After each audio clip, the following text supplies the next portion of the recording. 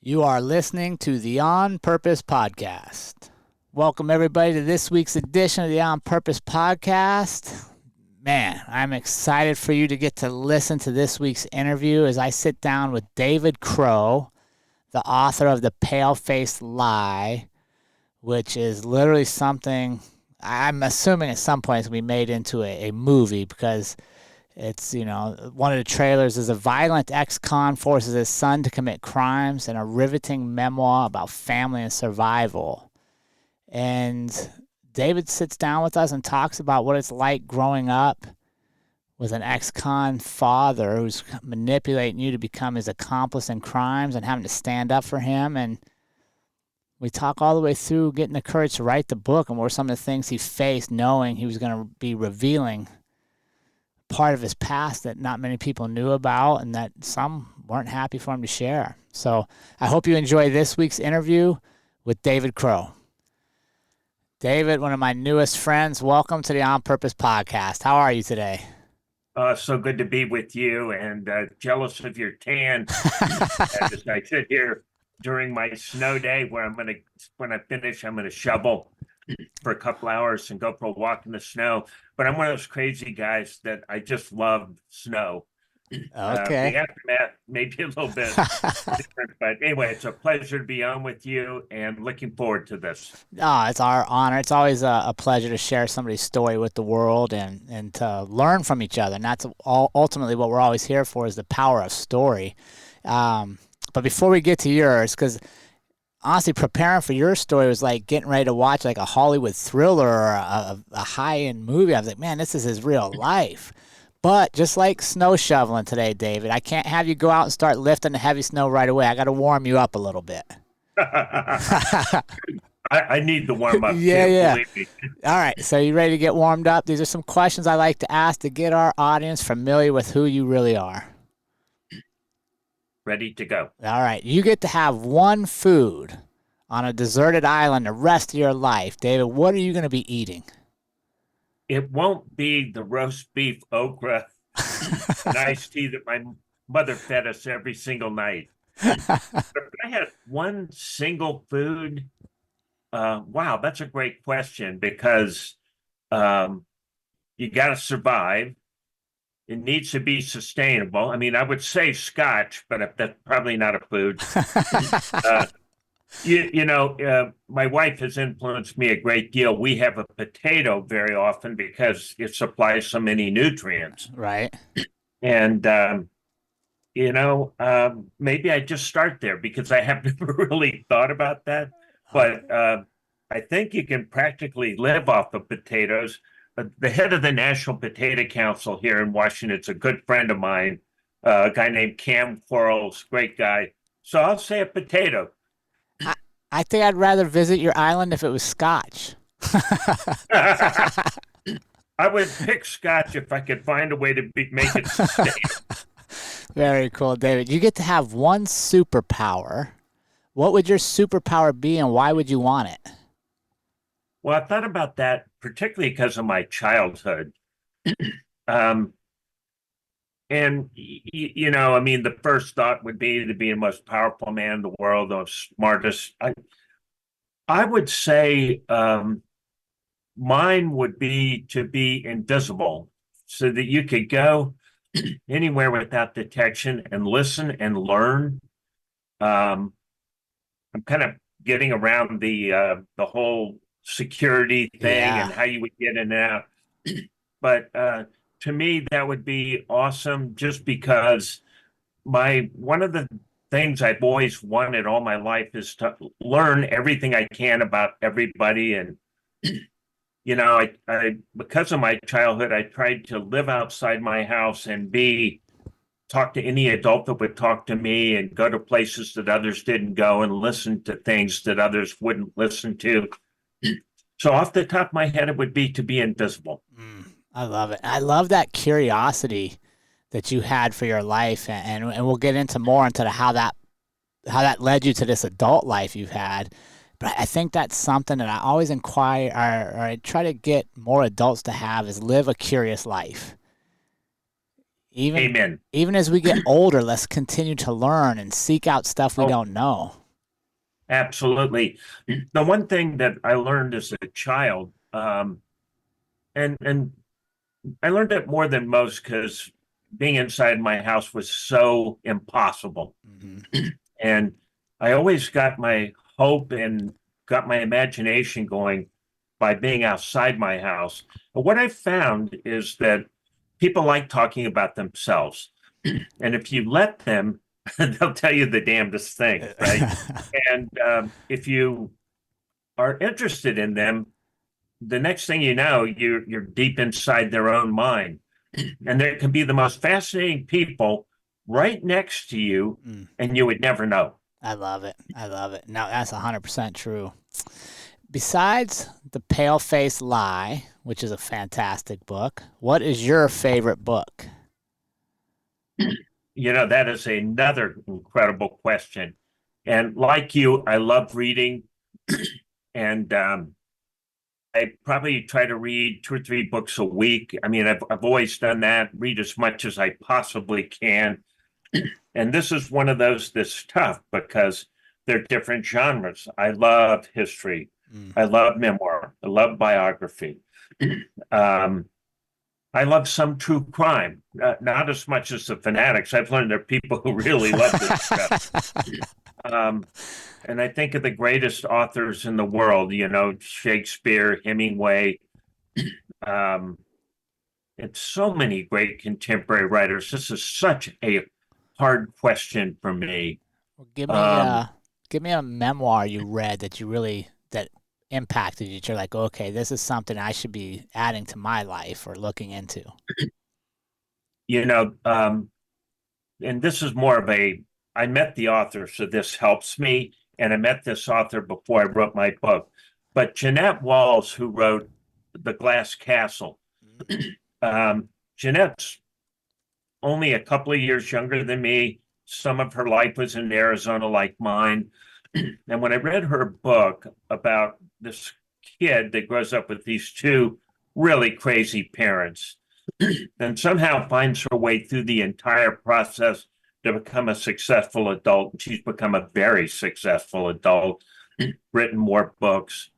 Um, I would pick Jeanette Walls and The Glass Castle because it triggered me to finally realize I could write a book and that I always like to say there's nothing special about me, but I had an incredible life. I knew that the things I was going through were extraordinary, whether I was or not. And I say that, I didn't have any superpowers. I didn't overcome the things I went through in life very quickly or very well.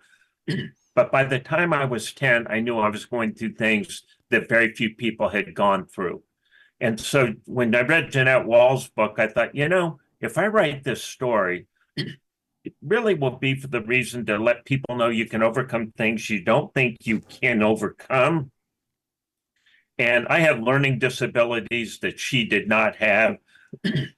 Both our fathers were completely crazy, a little bit different ways. And both our moms were mentally ill and not in the exact same way. But she really inspired me, and her book really inspired me. So that'll be my answer. I love it. You know what I love about you, David, is I love the humbleness and the genuineness that comes across you just in your conversation. And I think that is so so important for people is to realize that when we're humble to our own stories and we're humble to other people's stories, it kind of ties into your other answer. We get to learn from each other, Well, you're right? very kind, and your humility has touched me the whole way. The thing that I live in Washington, D.C., which may be the arrogance capital of the world. But one of the things that I think everyone appreciates is genuineness.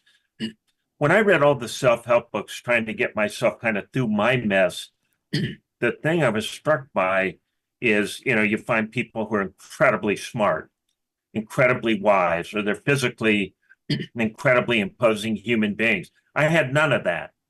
I think probably that the only thing I had that you would really want to emulate is resilience and persistence. that I kind of had this belief all my life. I'm going to find my way through what I'm going through, and I'm going to come out the other end better than I went through it. And if I have anything to say to people, is that if you're in the middle of a mess, whether it's physical, emotional, or both, don't give up and don't stop trying. You'd be amazed at the people you'll meet along the way and what those experiences will do to help you get to what I call the other side, which is a reasonably happy life where you can actually enjoy yourself and feel like not a victim and not like you got, the worst end of the deal. All of us have the capacity to get to a better place, but you can't be bitter. You can't feel like you're a victim, and you can't give up.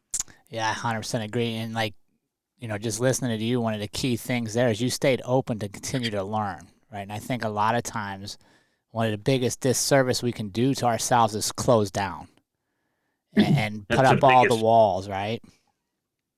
Yeah, and I think back to my very first angel. I wrote about 7 angels, and it was an 80-year-old Navajo woman who I met at a time when I was about 10 years old, living on an Indian reservation in the part of the reservation where Anglos really aren't allowed to live. And we lived there, big, long story to that. But this woman would come over to our little shack every day and encourage me and get me to start my homework, open up a can of beans or something to get us going. And she would share stories with me. Her grandmother at age 4 had walked back from the long walk, which was basically when the U.S. Army had walked all of the Navajos that they could find to Fort Sumter, 250 miles away, starved them virtually to death, and walked them back. And they shot anybody who was old, young, infirm, couldn't keep up. They just would put a bullet in their head and keep moving. Her 4-year-old grandmother survived that.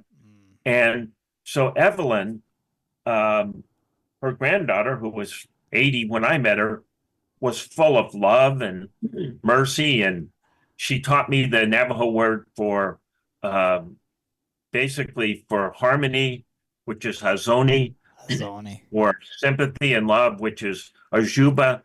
And every day of her life, she came over and comforted me and told me stories. And I believe she was the first person that ever showed me any unconditional love. And it opened something up in my head and my heart that I never forgot. No one would imagine that this old Navajo woman would walk over to a little shack where there were 4 kids with no mom and be a burst of light, happiness, and a person who would change my life. Every day of my life, I wake up and think about Evelyn, and I will never forget her. One of my greatest regrets as a young adult, when I finally realized what she meant to me, and I came back to thank her, she had died 6 months earlier. And I think it was one of the hardest moments of my life because I loved her so much, and I wanted to let her know that. Oh, man, that's amazing. And I think, David, I got to just tell you, I think you're letting her know it by sharing her story now, right? Like, she doesn't. I'd like to think that, and I'd like to think she knew what she meant to me. I never told her I loved her because I was scared she wouldn't say it back. Right. But I know she did, Jerrod. I know she did.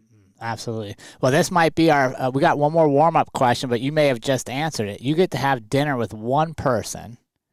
Who would you have dinner with, and what would you want to ask them?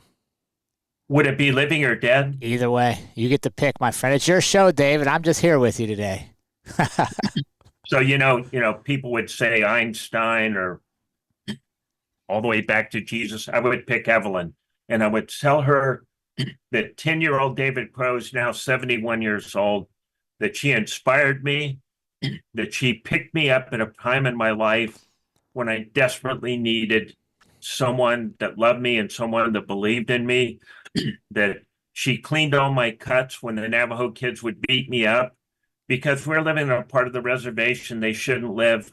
The parents of my classmates had been put into the boarding houses where they shaved their heads, made them eat lye soap, and said, we have to kill the Indian to save the man. I went to school with their kids, And no wonder they hated us, for God's sakes. Eventually, they became very close friends, but those first years were miserable. Yeah. So I would be, instead of picking somebody famous or rich or something, I would pick Evelyn and I would sit down and say, you have no idea the impact you've had on my life, and I love you so much. And at the end of the meal, I would just want to give her a big hug and thank her.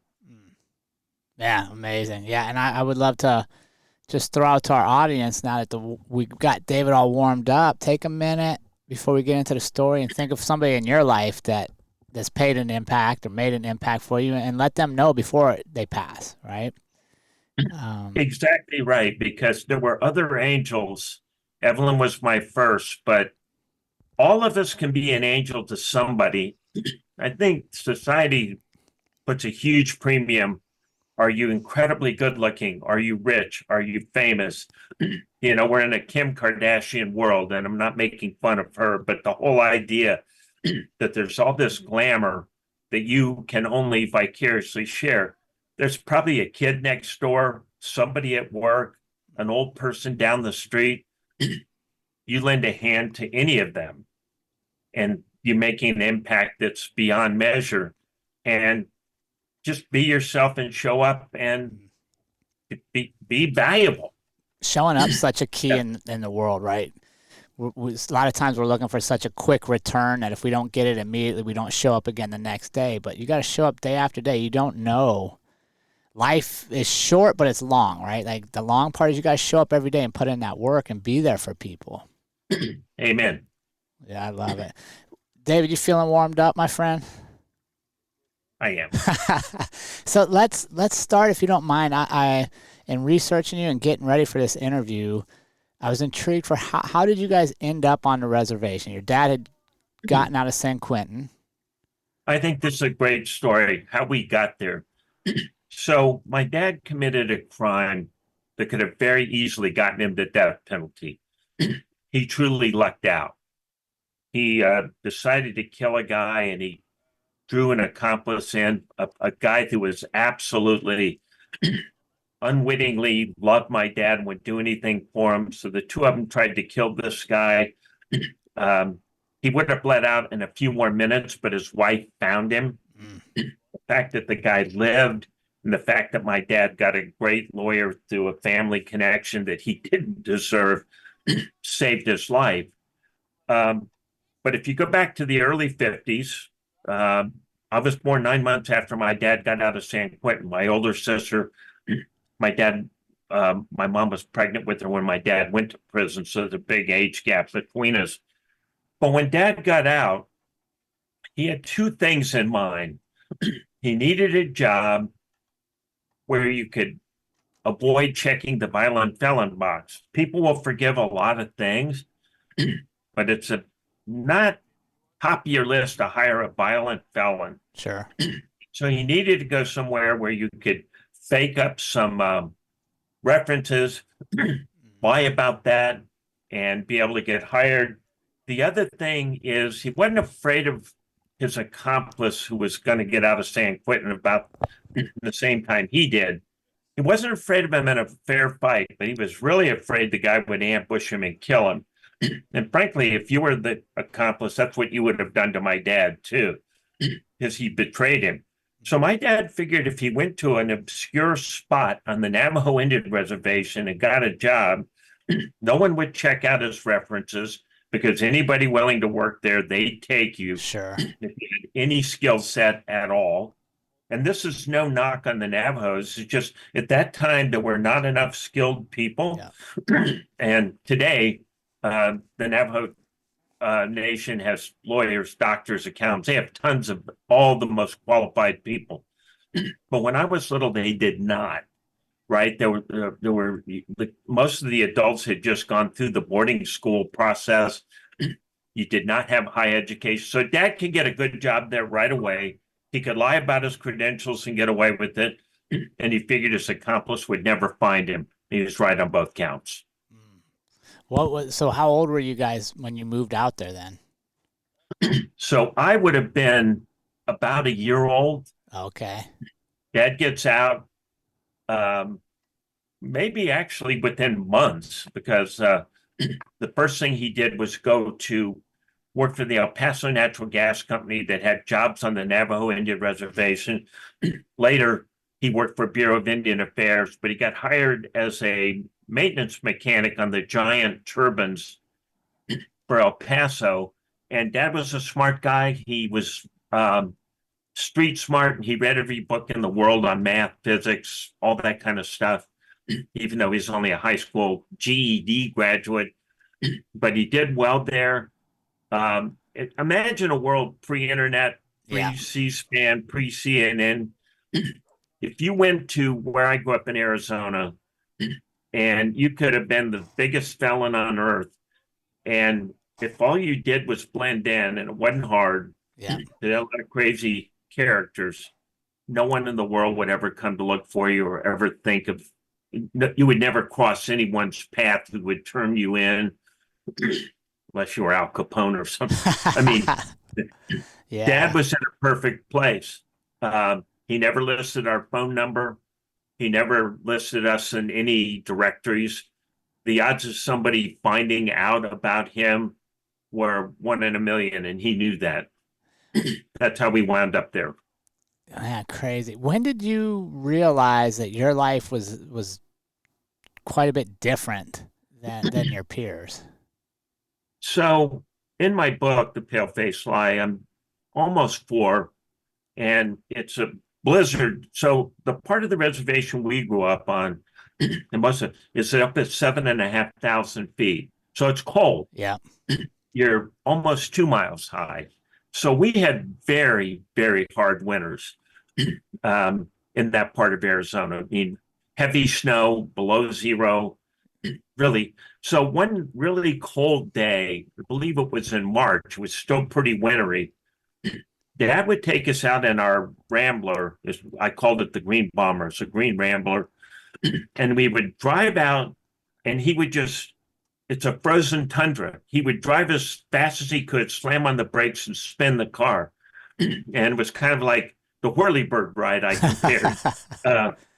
And we just spun end over end, and Dad thought that was hilarious, and he knew I would like it. No seatbelts or anything, so you're bouncing everywhere. My book opens with this. So one day we're out there, and he said, I have to have a man-to-man talk with you, and you need to really understand what I'm saying to you. We have to get rid of your mother. She's crazy, and if you grow up with her, you'll be crazy just like her, and she'll ruin you. She'll ruin us all. So we have to get rid of her. And that's my first memory. Wow. And I was scared because I love my mom. Believe it or not, she'll be 93 February 6th. She's very fragile, very mentally ill. Sure. I love her to death. I can't believe she's lived this long. I'm glad she did, as she has. But Dad wanted to get rid of her. It's my first memory. You remember the emotions that went into you hearing that? Scared me to death. I wet my pants because I knew he meant it. Dad was always very mean, rough. He would tie me to a tree to try to get out of it. He would throw me up in the air, and every once in a while I'd move his hands and let me hit. He was trying to train me kind of to be as an accomplice, to be his sidekick. And he started that very, very young. And he would tell me about crimes that he committed. He would tell me about the stories they told in the yard at the San Quentin. Yeah. Everybody get together. Everybody in a federal penitentiary, by the way, is innocent. No one there's every person's there because of a travesty of justice. But they committed other murders and crimes that no one caught them for. Right. And Dad would tell me these stories about these guys. It would scare the hell out of me. But I understood him, and part of my goal was I knew he was crazy and he was an incredibly violent man. So if somebody cut him off in a car, he'd want to get out and kill him, right? And in my book I described the YV. So right between your eyebrows, in your forehead, there's a blood vessel. When Dad was mad, his bulged like a garden hose, and his eyes bugged out like what I call a Volkswagen Beetle, and I call it the YB. And if he had the YB, somebody's going to die or wish they were dead. And so part of my goal was to try to catch Dad before the YB kicked in. If I could catch him before he got incredibly mad, I could talk him out of doing something stupid. But if the YB was in play, nothing stopped him. How old were you when you recognized that was one of your roles to keep your siblings safe? I'd say around 6 years old, Wow. because every weekend or every time we're out in the car had the potential for something really bad happening. And in my book, I put several examples out there, but Dad was built like an NFL linebacker, right? And if you look at my book, if you go onto Amazon and look at the pictures, you have one of my pictures is Dad's parole picture. And I swear to God, he looks like he could start for any one of the pro football teams today. He was really heavy set, really well muscled, mean, and no fear, and bad combination. Yeah. And it seemed like he kind of isolated you from your siblings by telling you the stories, but they didn't know the stuff. How did you handle that role where you knew, okay, Dad trusts me to tell me this stuff, so I got to listen, I got to preempt his violent streak, but I can't tell my siblings because I'm trying to keep them safe. How did you recognize that was going to be your role? Well, early on, my younger brother, who's bigger, stronger, smarter than me, and he's a wonderful brother. Steve, if you're listening to this, love you more than anything. But if you told him to keep a secret when he was a kid, he would immediately blurt it right back out. Sure. There was zero filter with him. And it got us both into a lot of trouble. He's probably the most honest guy I know. So Dad didn't trust him because you said, don't tell anybody. He would immediately tell somebody. My sisters, who are gentle and kind and wonderful, and if you're listening to this, they're smart, lovely, but they wouldn't hurt a flea. Dad picked me to be his alter ego because he knew I would keep my mouth shut. And I figured this out early. And I really went along because I thought, we're 4 kids, no mom, and we've got to survive this thing. Somehow I have to live to be an adult. Right. I have to live long enough to get the hell out of this house. And I would listen to him and learn and hope I could help him not bad things. But as you know from the book, I was very conflicted because I was his lookout when he would steal things. I would be his warning system. When we would go to populated towns, he was always worried George's accomplice might somehow figure out he was living near wherever we were. And so I was always the guy that looked out for anything unusual. A car license that didn't make sense, somebody who was in one of the reservation towns like Gallup, who didn't look like he belonged, wasn't a tourist going along on Route 66 or a local. And my job was to kind of help Dad. And I wanted that role. And as my readers know, there was the point he tried to get me to be an accomplice to murder and buried. And I, of course, rejected all of that and understood by the time I hit about 12 years old that he was completely crazy, was very violent. He thought there were people who deserved to be killed, and that was just the code, and that was perfectly okay. One of the things in my book that I put, that one of the huge moments where I realized how crazy he was, we were listening to a prize fight on the radio. Yeah. Didn't have TV. And the readers know this. And there was a boxer named Benny Perret. And if you go back and look at this, he was beaten to death in the ring. And he had made a slight against the other boxer, the trash talk, stuff, that routine trash talk. But Dad said, before we listened to the fight, I hope Perret gets killed because he has crossed the line. You don't trash talk. the way this guy did it. And in that fight, at the end of the fight, poor Benny Pareto was beaten into the ropes, and the boxer was killing, wouldn't let him fall down. And the refs never stopped the fight. Right. The guy couldn't even lift his arms. So when he fell to the floor unconscious, he never recovered. Dad thought that was the greatest thing in the world. You killed that SOB who broke the code. And during the fight, he's chanting, kill, kill, and he's screaming. And I'm feeling like, stop the fight. This is no longer sport. This is some sickening gladiator thing that should never be allowed.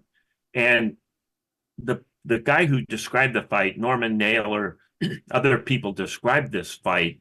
They're saying, I've never seen a man get hit this hard. He can't fall down. And I'm like, God Almighty, stop the fight. Yeah. Why are we doing this? Dad screaming. He nearly broke the windshield in the car because car radio is the only one that really was good.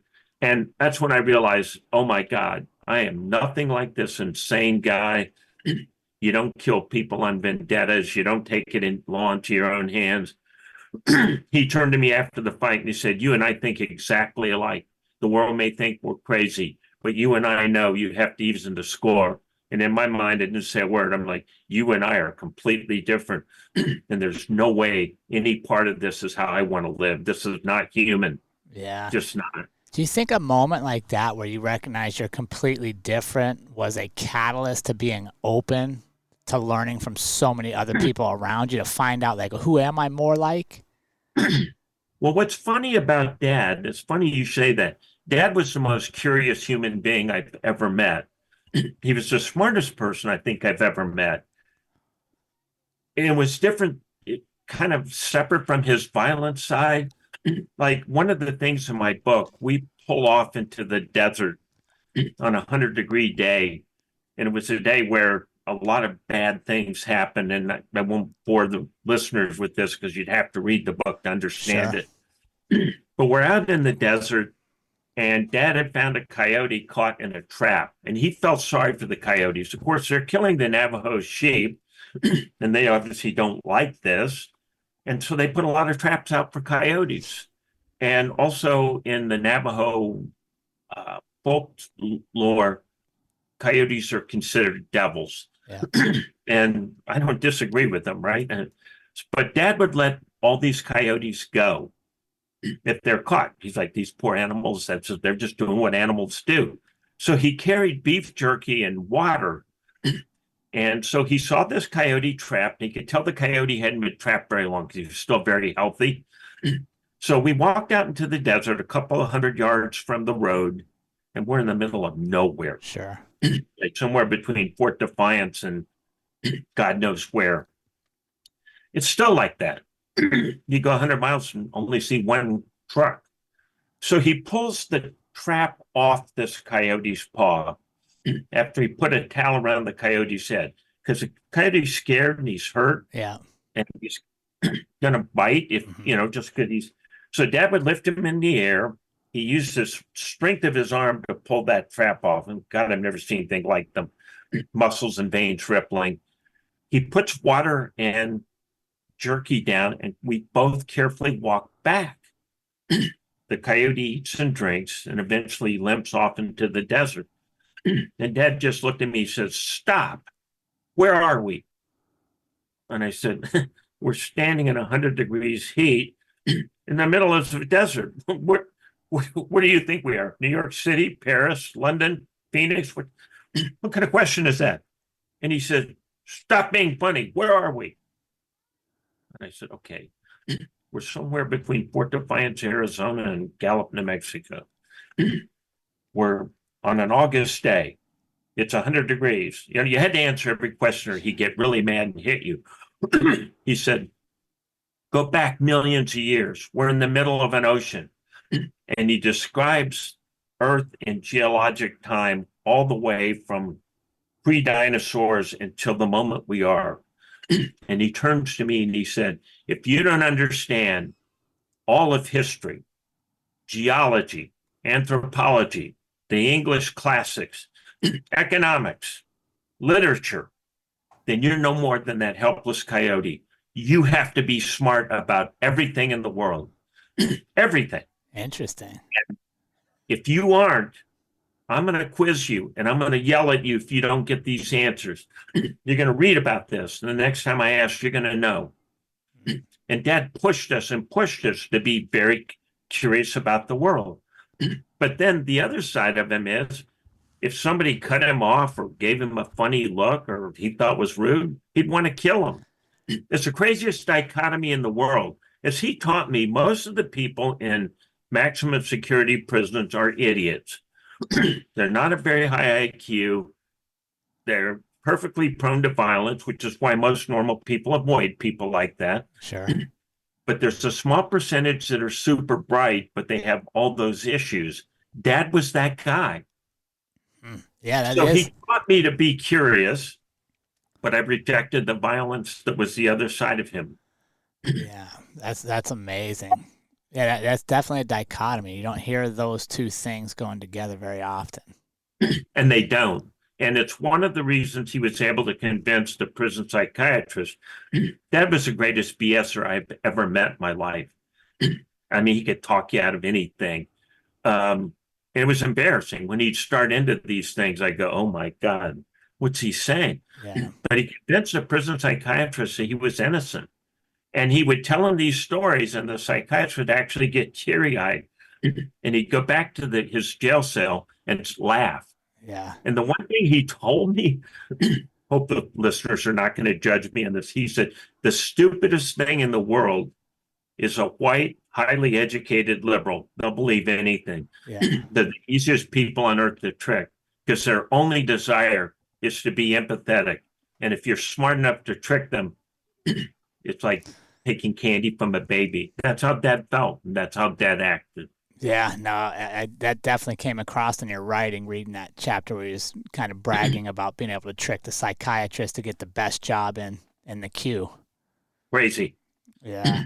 But if you're a prison psychiatrist and most of these guys are really stupid and violent, you know, if you let them out, they're going to return to crime because they're not good at anything else.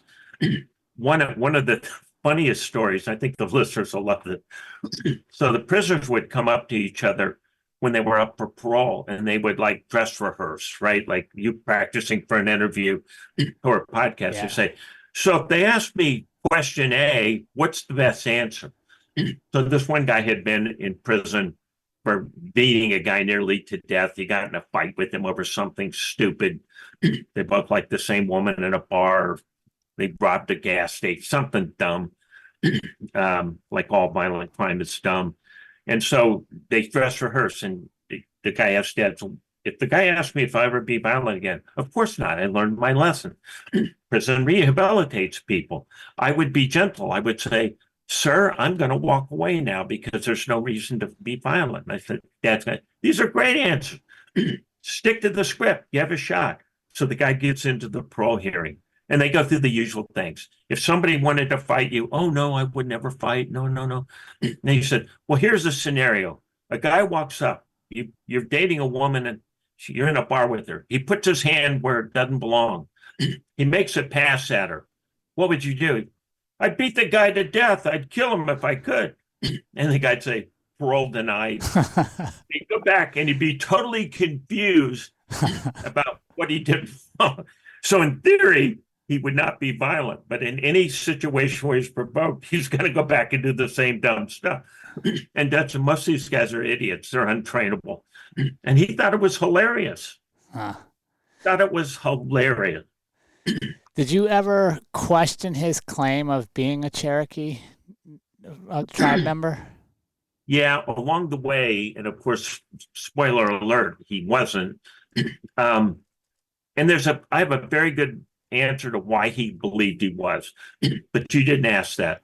So when Dad would tell us stories, the book is The Pale-Faced Lie, and he lied about a lot of things. Yeah. The way I could always tell, he would puff his chest out like he wanted to fight you. His face would get very animated. He'd almost go into the YB, and he would start telling these stories like he was King Kong standing on top of the hill, pounding on the little monkeys running up the hill. And whenever he got like that, I knew he was going to tell me a big lie. That was his tell. that he would go into and everything changed about him. His body chemistry, his face, how loud he spoke, and then you knew he was making the whole thing up. And on the Cherokee thing, he did it every time. And why did he believe he was Cherokee? So this to me is the greatest psychiatry thing I can share with anybody. Right? I help teach an abnormal psychiatry class on what you do with orphan kids. And I told them everything you're doing is wrong because you don't understand what it's like to be very abused. And so that's my long-winded way of saying Dad hated where he came from. He was raised by what he considered, and forgive this, Dust Bowl, Okie, white trash. Okay. Right? The lowest of the lowest of the low. His mom and dad would drive around looking for cotton to pick. They lived in the back of a car in a trailer that was horribly old and broken down. And they forced their one child, him, to quit school and pick cotton all day, and they lived off of him. He hated them. He hated the way they treated him. So in Dad's mind, because where he grew up in southern Oklahoma, northern Texas, that's where all the Cherokees are, except for North Carolina. I think he decided that the Cherokees were a super race, that they were abused, they were mistreated, they were a minority, all those things.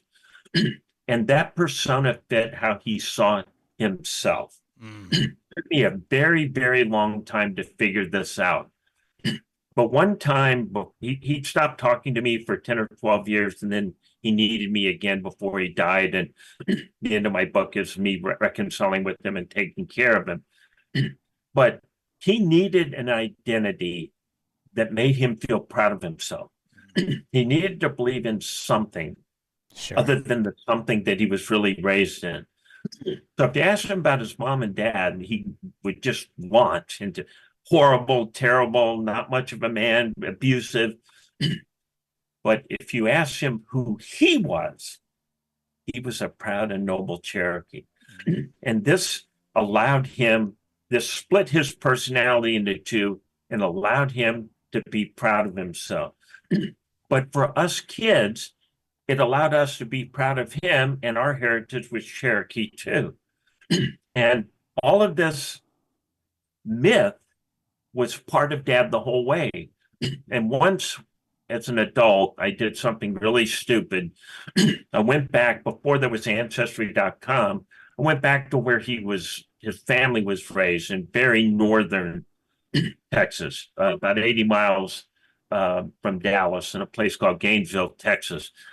And I went through all the rolls. The Mormons kept all these rolls that were amazingly accurate. So if you go through, and so did the census. So I found his family in the 20s and 30s, found his granddad, I found his great granddad. And I said, your father was named Meredith Taylor Crow. His father was Joshua Jones Crow. On the other side, their names are English and Irish.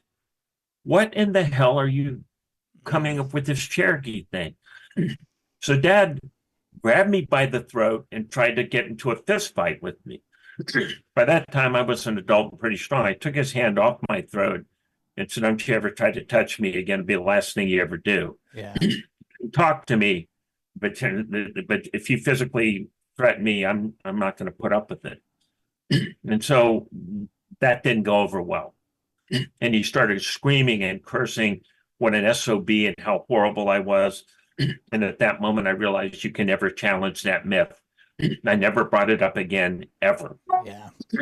And so one of the funny things, about 6 months before Dad died, let's fast forward 30 years later, he was in a rehab center. And he was one of those patients that, he grabbed nurses by the butt. He was always asking if you'd slip him a scotch, or, he tried to break every rule in the hospital. And course, that didn't go over well.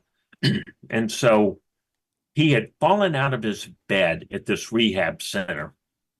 And so I got a call about 3 o'clock in the morning. Hey, you've got to come over here and help us get him back into bed. He's irascible. He's still pretty good, big guy. We're having a hard time getting him back in bed. Would you please? So I said, sure, I'll come help you. So as I'm driving over, he accidentally, what I call butt dialed me. So my number rings and I'm hearing this entire recording. And he's talking to a male nurse. And he said, just so you know, I'm a full-blooded Cherokee warrior. I have a roll number in Oklahoma. My people have fought the white man, and I go all the way back. So I'm driving at 3 a.m. I'm laughing my head off. Not a word of this is true. Not even a word. And but this male nurse is like, oh my God, I'm in the presence of greatness. You're this Cherokee warrior.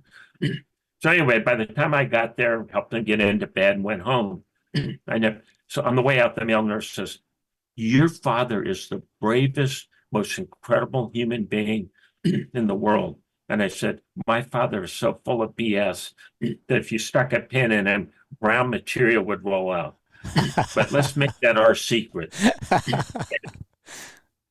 This was always this is who he decided he was. Sure. What would you say was the biggest key to you and your siblings breaking away from this cycle of violence and becoming happy, productive adults in our society? I'd say my siblings are not happy adults, they're productive.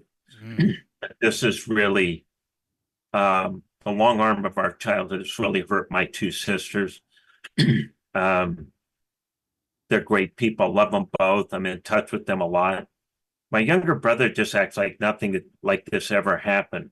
And I know there's a nurture nature part of life, right? You can raise two kids and one's going to always be in trouble and the other's not. And I just read Arnold Schwarzenegger's book. It's really interesting, 7 useful things for life. And he had a brother who became an alcoholic, was killed in a car accident. His father was a former SS guard, raised the family in a very brutal way in Austria. Arnold decided he wanted the hell out of there, and he got out of there. His brother became an alcoholic and wound up dying in this accident.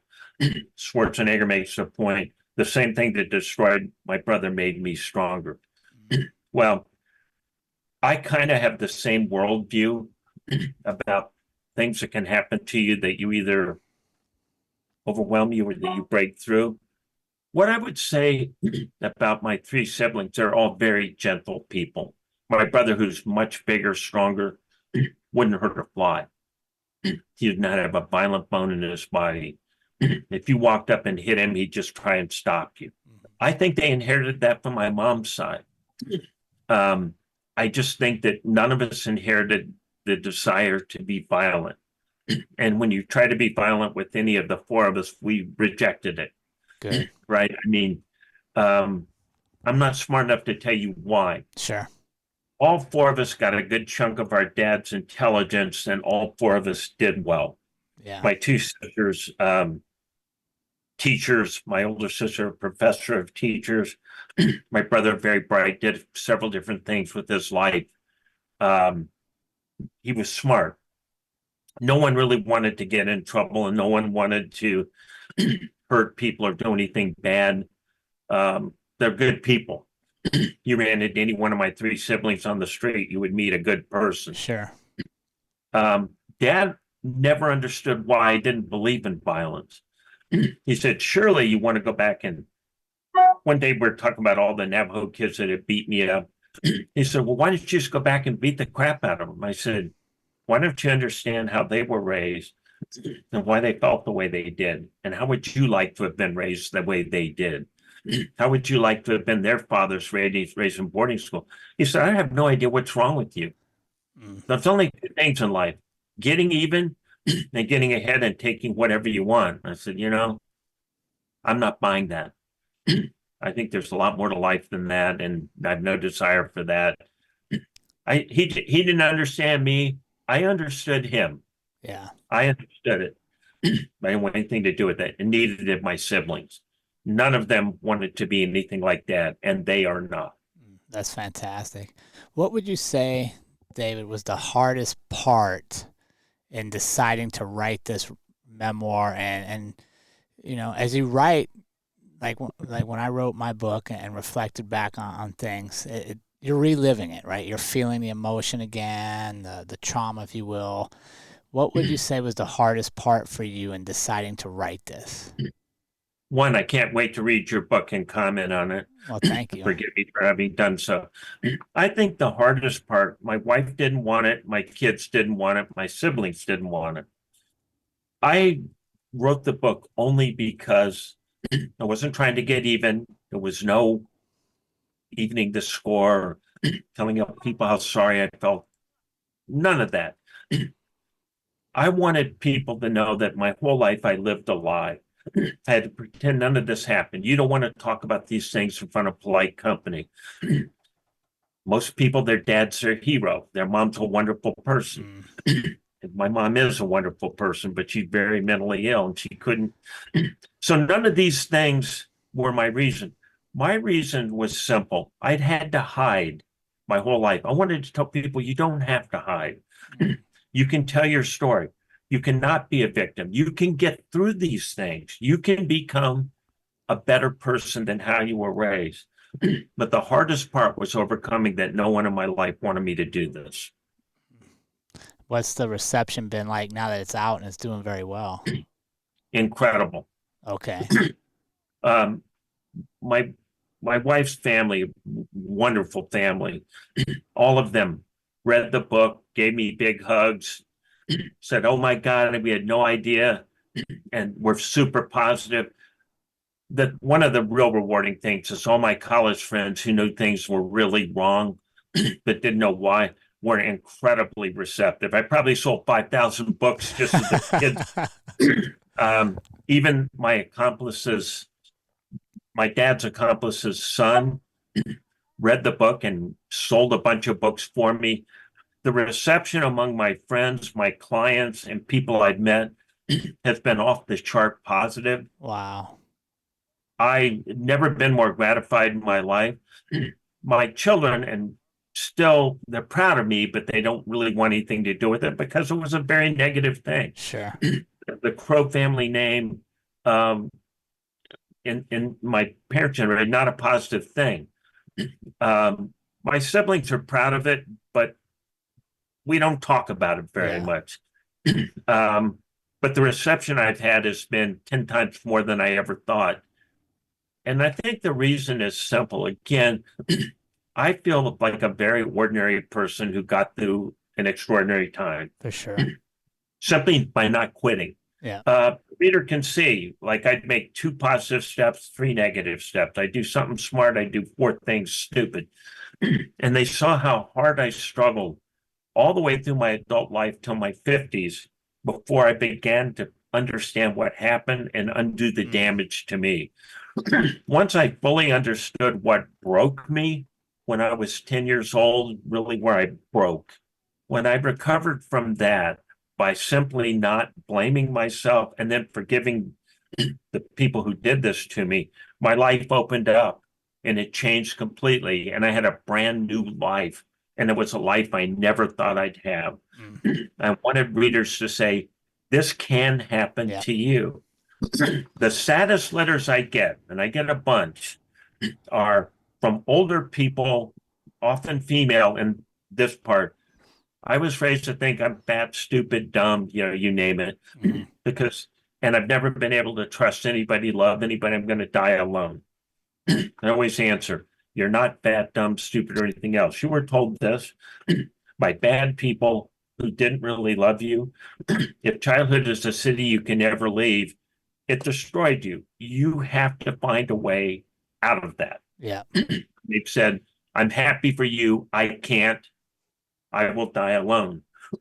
The other letters that really break my heart are from prisoners. And I get a bunch. I have a big prison fan club. It's weird. And I'll say, I was raised just like you. Yeah. and I'm in my third stint at the big house. I had to do this because it's how I was raised. And I'll write them and I'll say, look, you can actually make some good decisions.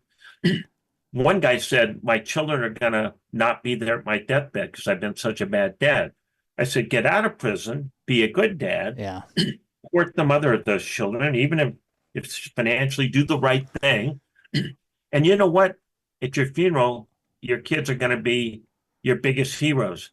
It's not going to be easy. Yeah. People are going to judge you. They're going to not give you for lots of bad decisions. You make enough good decisions in a row, you can get some of this behind you. Yeah. But those two kinds of letters break my heart, and I get a lot of that. You said something interesting, David, that I want to ask about is your dad's accomplice's son has reached out to you. Well, I reached out to him. This is one of the most touching things that have ever happened in my life. So I'll mention his name. He won't mind. His name is Jeff Wolverton. His dad was George. And George Wolverton helped my dad try to kill this guy. George never told his family what happened.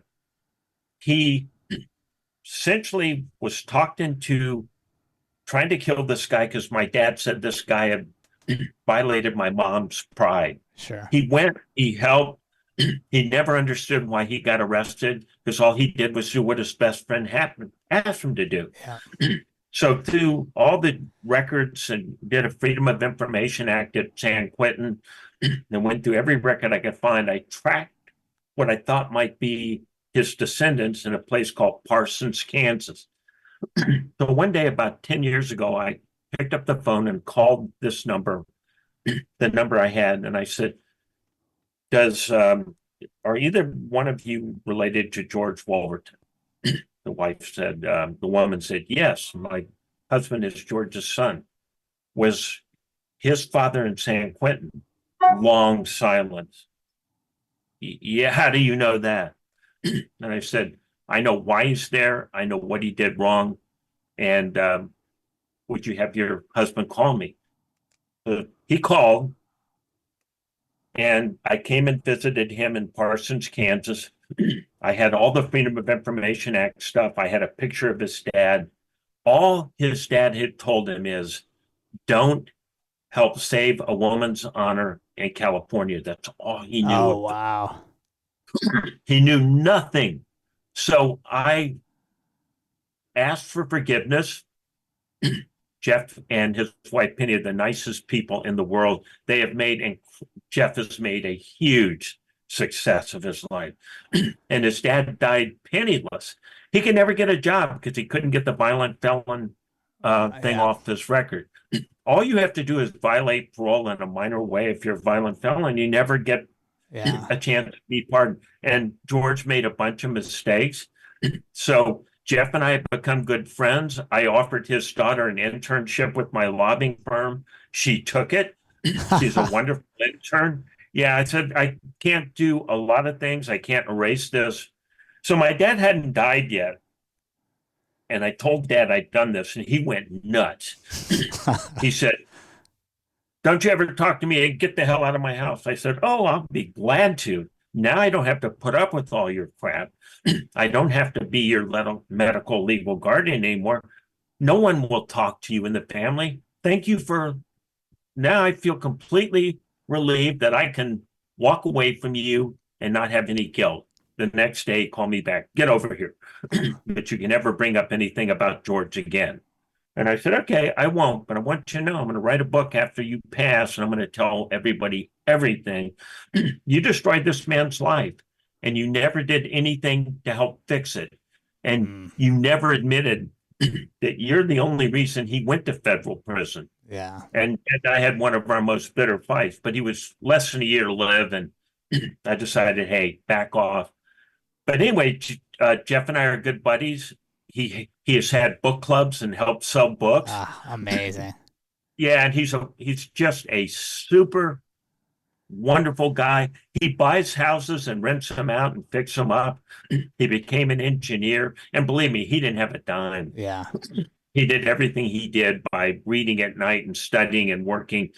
This is a guy that grew up without a penny, and he's probably one of the nicest completely well-adjusted, happy, successful adults you'll ever meet in your life. Jeff Wolverton, you're one of my heroes. Dan, I think that's a great way to wrap up this conversation. Sir, it's been such an honor to have you on, to share your story, and to get to understand everything that went behind your life, your success, and thank you so much for being courageous enough to share it with the world so others can learn from it. Jerrod, you're my friend. Anytime you're ever in touch with me, I'll be in touch with you. It's been a pleasure, and I hope I get a chance to meet you in person sometime. Well, we'll be out in Virginia in the fall of 2024, so maybe we'll make that happen. Would you please? I would love it. And for our community, be sure to get over to davidcrowauthor.com. And The Paleface Lie is available wherever books are sold now. You will not regret spending some time learning more about this. Jerrod, thank you so much. You've made my day, and it's been such a pleasure. Thank you, sir. And remember, team, life is far too short to live any other way than on purpose. We will see you all again next week.